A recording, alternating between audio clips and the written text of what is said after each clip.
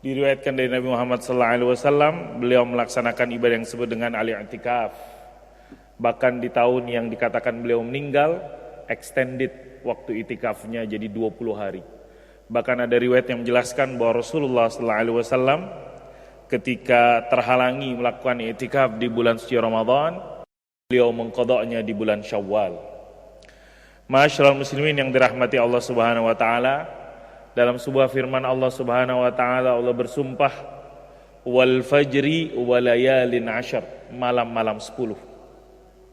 Ada para ahli tafsir yang menjelaskan 10 tersebut adalah asyrul awakhir min Ramadan, 10 hari terakhir di bulan suci Ramadan. Beberapa keterangan tadi mudah-mudahan memberikan kepada kita niat dan semangat untuk kembali meningkatkan berbagai macam bentuk-bentuk ibadah kepada Allah Subhanahu wa taala di hari-hari terakhir di bulan suci Ramadan. Mudah-mudahan kita terus sabar untuk tetap bertahan di tengah godaan ekonomi. Apa yang dimaksud godaan ekonomi? Karena sangat ironis di negara kita ataupun di realitas yang kita saksikan, di hari-hari terakhir Ramadan yang ramai adalah pusat-pusat kegiatan bisnis. Bahkan banyak yang ngasih diskon besar-besaran, bahkan banyak yang ngasih midnight sale. Bahkan ada juga kita sampai yang membuat ironi, bahkan ada dari sebagian kita yang menunda belanja nanti kalau sudah mendekati Lebaran. Ada sampai seperti itu. Tar aja belanjanya, dikit lagi mau Lebaran baru belanja. Ini beberapa realitas yang sungguhnya ketika kita lihat dari sirah Rasulullah, dari keterangan-keterangan dari Nabi, bertolak belakangan. Semoga kita tetap sabar melakukan ibadah siyam dengan berbagai macam bentuk kegiatannya, sehingga kita benar-benar yang dikatakan oleh Rasulullah SAW, shoma Ramadhana, qama Ramadhana, qama lailatal qadri imanan wahtisaban. Jadi ada keterangan hadis selain shoma Ramadhana, ada juga qama Ramadhana, kemudian ditambah asyrul awakhir itu dengan qama lailatal qadri, semuanya dilakukan imanan wahtisaban, berdasarkan karena keimanan, yakin ini adalah perintah Allah Subhanahu wa taala, ini adalah sumbernya dari Allah Subhanahu wa taala. Kemudian ihtisaban, dikatakan artinya ihtisaban hanya benar-benar mengharapkan pahala balasan dari Allah Subhanahu wa taala. Ada juga yang mengartikan ihtisaban hitung-hitungan. Dalam artian hitung-hitungan, udah banyak belum amalan yang kita lakukan. Kita melihat, menghisap, muhasabah, introspeksi atau muhasabah juga artinya juga kita buka di kamus, artinya juga akuntansi. Akuntansi itu bahasa Arabnya muhasabah, menghitung. Count itu kan artinya menghitung. Artinya muhasabah itu bahasa Arabnya juga artinya akuntansi.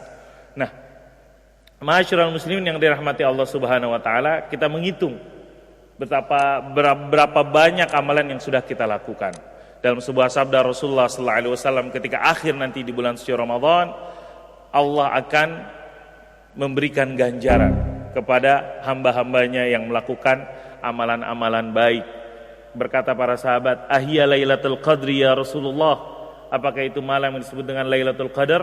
Kata Nabi, bukan Lailatul Qadar, tapi Allah Subhanahu wa taala memberikan balasan kepada orang-orang yang telah melakukan aktivitas-aktivitas amalan-amalan. Bagaikan seorang majikan memberikan reward, memberikan upah fee kepada karyawan-karyawannya. Innama yuwaffal 'amiluna ujurahum.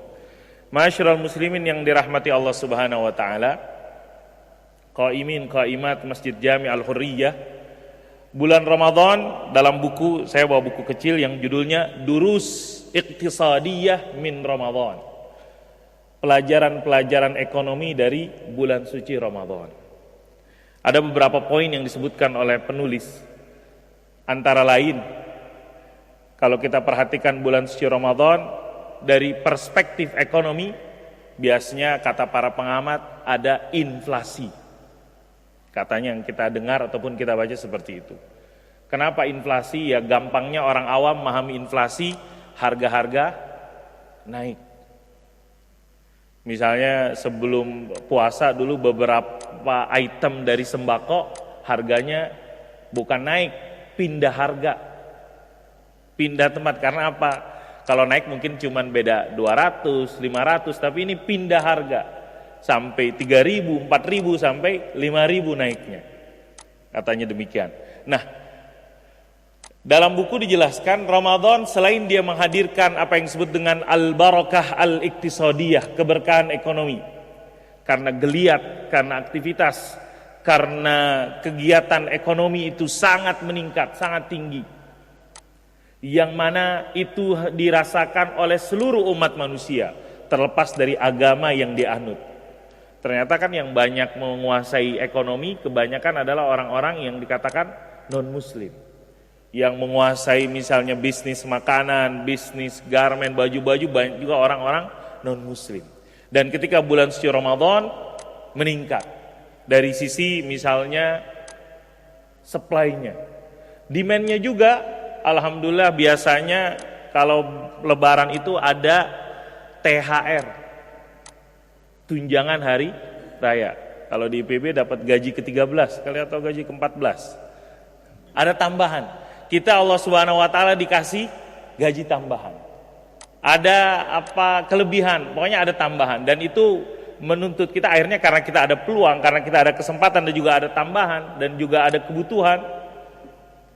Bermainlah di situ faktor-faktor di dalam ekonomi tersebut. Di satu sisi ini yang dikatakan barokah iktisadiyah, keberkahan ekonomi meningkat. Di sisi lain sesungguhnya bulan suci Ramadan juga mendidik kita at-tarbiyah al-iktisadiyah, pendidikan ekonomi dalam bentuk konsumsi. Kalau kita baca contoh dari Rasulullah SAW, Nabi Muhammad itu dikatakan kalau buka cuman pakai kurma dan pakai air putih. Kita selama bulan puasa dilatih untuk mengurangi konsumsi. Yang tadiannya siang hari makan, sekarang kita cuman 2 kali makan misalnya. Atau bisa jadi cuma 1 kali buka puasanya aja, karena sahur bisa jadi ada orang yang sahur, bisa jadi ada yang nggak sahur. Terlepas dari itu Rasulullah mencontohkan misalnya dalam riwayat Nabi mengkonsumsi ketika datang waktu iftar dengan kurma dengan air putih. Apa artinya? Kesederhanaan di dalam mengkonsumsi. Perilaku konsumen dilatih kepada kita, dicontohkan kepada kita. Berbeda dengan kondisi kita saat ini. Kalau mau buka puasa bukan hanya kurma. Kalau di Bogor ada mie glosor, ada kolak, ada es kelapa dan macam-macam. Padahal contoh yang kita baca atau kita dengar, saya belum pernah baca atau dengar Nabi Muhammad SAW ketika datang buka puasa banyak mengkonsumsi makanan-makanan. Yang kita dengar, yang kita baca, membukanya dengan kurma, membukanya dengan air putih. Ini kata para ulama, ini sungguhnya adalah tarbiyah istihlakiyah, pendidikan bagaimana kita menjadi seorang konsumen-konsumen yang berperilaku baik. Kan kalau dalam teori ekonomi ada istilahnya consumer behavior, perilaku konsumen. Rasulullah SAW mengajarkan melalui bulan suci Ramadan. Bagaimana kita juga diajarkan yang dalam hubungan ekonomi tersebut at-takaful al-ijtima'i, kepedulian sosial, di mana kita dilatih oleh Allah Subhanahu wa taala melalui ibadah shaum apa yang dirasakan oleh orang-orang fakir dan oleh orang-orang miskin. Kesulitannya lapar, artinya beratnya lapar, payahnya lapar dan haus. Kenapa? Diharapkan ketika kita merasakan bahwasanya lapar dan haus itu adalah sesuatu yang berat, sesuatu yang tidak mudah dan tidak gampang, maka hal itu dapat mendorong kita untuk segera ataupun gampang merespon atau peduli kepada sesama kita yang dalam hal ini kekurangan. Dikatakan dalam sebuah riwayat Nabiullah Yusuf alaihissalam, kenapa kok engkau Nabi Yusuf banyak meninggalkan misalnya walaupun dalam kelapangan, walaupun dalam keluasan, meninggalkan untuk kenyang. Dikatakan, saya takut kalau saya kenyang terus lupa apa yang disebut dengan lapar tersebut. Pada saat ini ketika kita perhatikan bagaimana kondisi umat Islam yang dikatakan di dunia itu jumlahnya 1,4 miliar, ada versi yang mengatakan penduduk dunia yang beragama Islam 1,4 miliar. Kemudian kalau kita persempit lagi, ternyata banyak dari umat Islam yang masih hidup di bawah garis kemiskinan. Puasa bulan suci Ramadan, Syahrul Siyam Ramadan, mengingatkan kita akan pentingnya berbagi, akan pentingnya peduli kepada saudara-saudara kita yang masih dalam kekurangan. Apa contohnya? Selain banyak dilakukan misalnya zakat, santunan dan yang lain, sampai ketika ada seorang yang terhalang, misalnya seorang wanita, dia tidak bisa melakukan ibadah siam karena satu dan lain hal, misalnya bagi wanita yang hamil ataupun menyusui, mereka yang dikatakan fafidiyatu ta'amu miskin. Mereka membayar fidyah. Apa itu fidyah? Ta'amu miskin. Ibadah puasa juga dia mengajarkan kita untuk peduli melalui apa yang disebut dengan al-iftar, memberikan kesempatan, memberikan perhatian melalui iftar, ngasih makanan-makanan untuk berbuka puasa. Banyak keterangan dari Rasulullah yang mengajarkan itu adalah satu hal yang sangat dianjurkan di bulan suci Ramadan. Rasulullah SAW diriwayatkan adalah seorang yang sangat dermawan dan ringan tangan. Dan ketika bulan suci Ramadan dikatakan lebih dahsyat lagi. Kana ajwada bil khair minar rihil mursalah. Lebih dahsyat, bahkan lebih cepat, lebih hebat, sampai kalau kita bandingkan angin yang berhembus, Nabi Muhammad lebih dahsyat dari itu di dalam memberikan kedermawanan dan perhatiannya kepada orang lain. Diriwayatkan juga dari Rasulullah SAW, afdalus sadaqah sadaqah fi Ramadan. Sebaik-baiknya sedekah yang dilakukan di bulan suci Ramadan. Masyaallah muslimin rahimakumullah, ini ada beberapa poin yang berhubungan dengan bagaimana ibadah puasa secara tidak langsung melatih kita untuk apa yang disebut dengan takaful ijtimai, solidaritas sosial, berbagi, peduli kepada orang lain. Sehingga dengan itu diharapkan jangan sampai harta tersebut hanya berputar di kalangan orang-orang mampu saja. Inilah yang disitir oleh Allah Subhanahu wa taala dalam firman-Nya, kaila yakuna dulatan bainal aghniya'i minkum. Jangan sampai harta, aset, kesempatan ataupun kekayaan, sumber daya itu hanya dulah bainal aghniya, berputar di kalangan orang kaya saja. Dan inilah yang dikatakan salah satu permasalahan ekonomi saat ini. Karena sumber daya, kemudian resource semuanya hanya berputar di kalangan orang-orang tertentu saja. Lebih banyak orang yang miskinnya dibandingkan orang kayanya. Dan orang kayanya menguasai seluruhnya. Bulan puasa melatih kita untuk peduli, berbagi. Poin yang lain yang terakhir yang berhubungan dengan ekonomi dalam puasa tersebut, dikatakan dalam buku tersebut, puasa Syahrul Siyam melatih kita ala riqabah az-zatiyah, melatih kita untuk memiliki self control, yang mana self control ini diharapkan mampu menjadi landasan seorang untuk meningkatkan profesionalisme. Kita sama-sama mengetahui puasa ini adalah ibadah sirriyah bainal abdi wa rabbih. Ibadah yang rahasia, hanya hamba dan Tuhan yang mengetahui. Sungguhnya dalam puasa tersebut kita dilatih untuk ingat, merasa diawasi, merasa dilihat, diperhatikan oleh Allah Subhanahu wa taala, merasakan kontrol Allah Subhanahu wa taala kepada diri kita. Akhirnya dengan itu kita akan bertindak melakukan amalan-amalan yang baik, ataupun dalam bahasa manajemen atau ekonominya menyebabkan seorang melakukan sikap-sikap profesionalisme, al-itqan fil amal, al-ihsan fil amal. Dan kita tahu betapa amal, sebuah amal ataupun kegiatan dalam Islam sangat dianjurkan.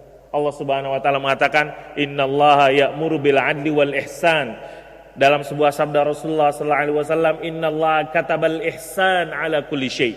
Kata-kata ihsan tersebut para ulama mengartikan itulah yang disebut dengan profesionalisme. Sabda Rasulullah sallallahu alaihi wasallam, "Innallaha katabal ihsan ala kulli syai, fa iza zabahtum fahsinul zibha, wa iza qataltum fahsinul qitlah, wal yuhidda ahadukum syafratahu wal yurih dzabihatahu." Dalam sebuah hadis arba'in, Nabi Muhammad SAW menjelaskan bahwasanya Allah mewajibkan profesionalisme atas segala sesuatu. Sampai kalaupun kita harus menghilangkan nyawa, kita lakukannya dengan profesional. Bagaimana contohnya? Kita asah itu pisau, kita buat nyaman hewan sembelihan yang akan kita potong. Itulah sebuah sikap, bentuk contoh profesionalisme. Bulan puasa melatih kita ar-riqabah az-zatiyah, dan ar-riqabah zatiyah tersebut dapat melahirkan apa yang disebut dengan al-ihsan. Semoga kultum singkat ini memberikan kepada kita pelajaran-pelajaran, informasi-informasi yang berharga, dan semakin membuat kita hamba-hamba Allah Subhanahu wa taala yang yakin sungguh di dalam ibadah suci, ibadah bulan suci Ramadan tersebut Allah memberikan kepada kita kesempatan, Allah memberikan kepada kita kasih sayangnya, dan kita balas hal tersebut dengan meningkatkan amalia-amalia wabil khusus di hari-hari terakhir. Karena sesuatu itu, kata para ulama, ataupun sesuatu itu kan yang penting akhirnya, bukan awalnya atau tengahnya. Kalau main bola misalnya, ball possessionnya dia besar, tinggi persentasinya, tapi kalau dia dikatakan kalah, nggak bisa mencetak gol di akhir pertandingan, dia nggak dikatakan menang. Segala sesuatu itu dilihat ujungnya akhirnya.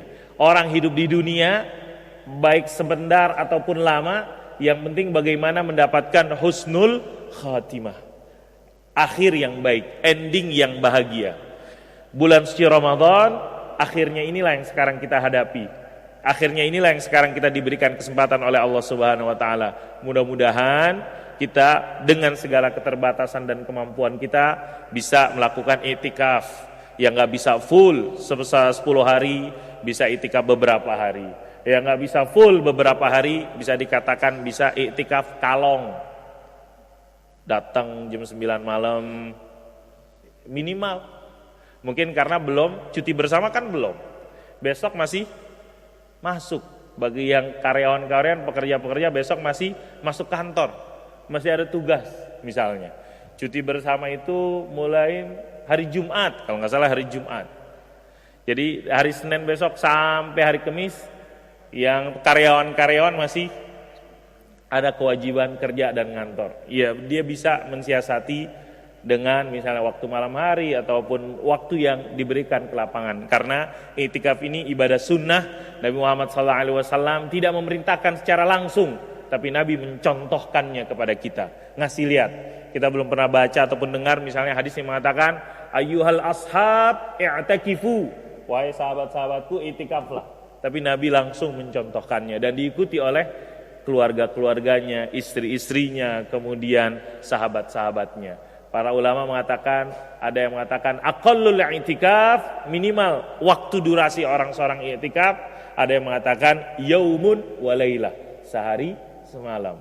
Ada pula juga yang mengatakan walau lahzah, sekalipun cuman sebentar, yang penting dia di masjid,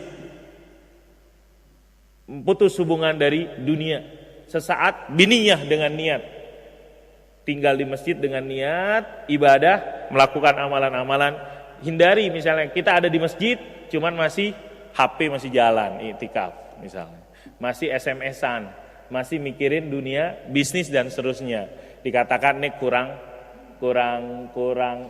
sempurna.